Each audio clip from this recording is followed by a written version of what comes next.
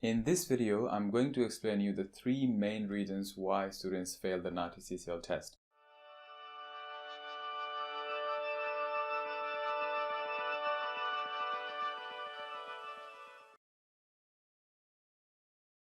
The first reason is distortion, and this is the most important one.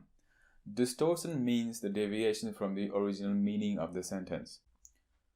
So let's take a look at an example of where an English speaker or doctor in this case is talking to a Nepali speaker, his patient, and if he says this, you need to wait 2 days until we can start your treatment, right? So this is the segment, you hear the segment, then you take notes. And when you take notes, if you wrote 2 days and treatment only, because these two are the main key points. Now, when you do the interpretation and maybe you didn't have enough time to focus on the listening part and you were too much focused on the note-taking part only, this is what happens. Now, instead of saying you need to wait 2 days until we can start the treatment, if you interpret this by saying your treatment will last for 2 days, right? If you say this in Nepali, as in तपाईको उपचार 2 दिनसम्म गरिनेछ.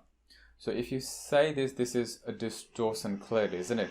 Now, although you have used the words such as 2 days treatment in your answer, in your interpretation, but the meaning is completely different. Now, you distorted the original meaning completely and the purpose, which is conveying the meaning, has been defeated. So in this case, you may even get 0, no marks at all. This is a huge mistake. In the examination, there are approximately 10 to 15 segments in each dialogue. And imagine doing these kind of mistakes in 2 or 3 segments means that you lose a lot of marks and your chances of failing the test will significantly be higher. So this is one of the mistakes that students make, and you definitely need to avoid this.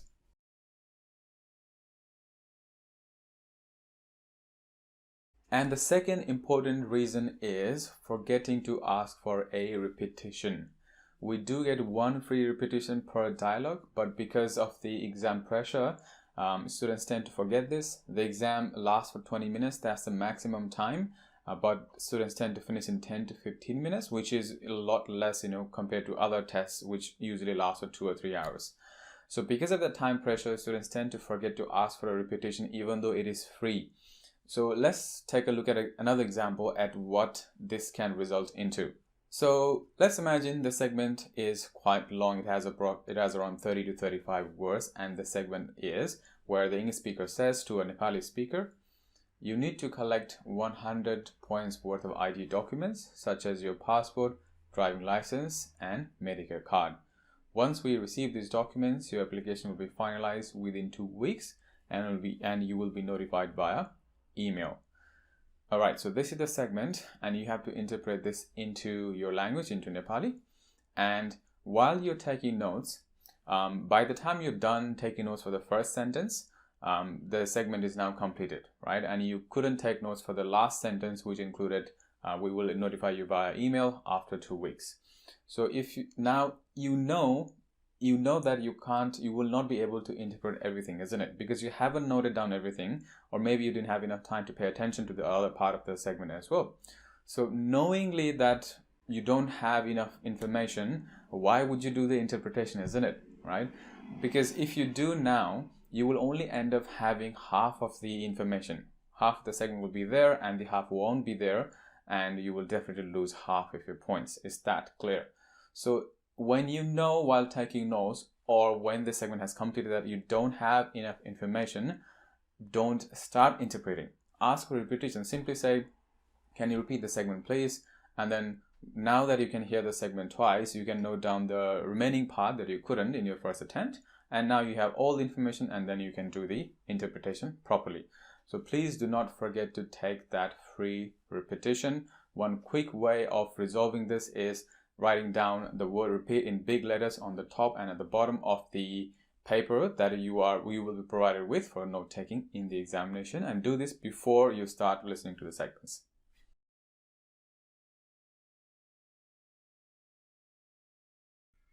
And the third reason why people fail the NAATI CCL test is poor quality of delivery.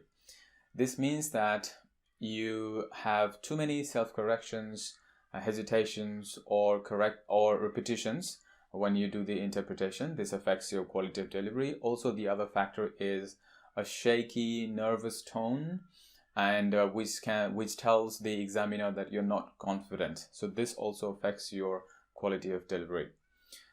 When I took mock tests of few of the students which are enrolled in our course, and during the mock test, their interpretation actually was quite good from content point of view, meaning they were able to interpret everything, and their vocabulary in Nepali was amazing. But it took them 3 to 4 attempts to get it right. So they would hesitate quite often, and then do quite a few self-corrections, and then finally able to get it right. So even though it was 100% correct interpretation from content point of view, but because it took them multiple attempts, I actually gave them a lot less score, maybe only 50%, even though the content was there. That's because how it affects the examiner's psychology is very important. There is a subjective marking involved in the NAATI CCL test, and if you have a shaky, nervous tone, and if you're not confident, you're not articulate, you're not conveying the meaning properly, then it actually affects the examiner's psychology, and you might end up getting a lot less score than what you actually deserve. So let's take a look at another example to demonstrate this. So if the segment is in English and the segment is, I had a sharp pain in my chest and then I called the ambulance. Now when you do the interpretation in Nepali, if you do the interpretation like this, मेरो छातीमा धेरै दुख्न थाल्यो, त्यसपछि मैले ambulance, त्यसपछि मैले correction, त्यसपछि मेरो छातीमा धेरै दुख्न थाल्यो, त्यसपछि मैले आकस्मिक वाहन बोलाएँ. Right? So see, finally I got it right, isn't it? Right? Finally I got it right, but then it took me multiple attempts. There was self-correction involved, and then I was confused. Do I say mutu? Do I say chati? Right? So there was a little bit of confusion. So that all this actually is definitely recorded, and the examiner can hear this.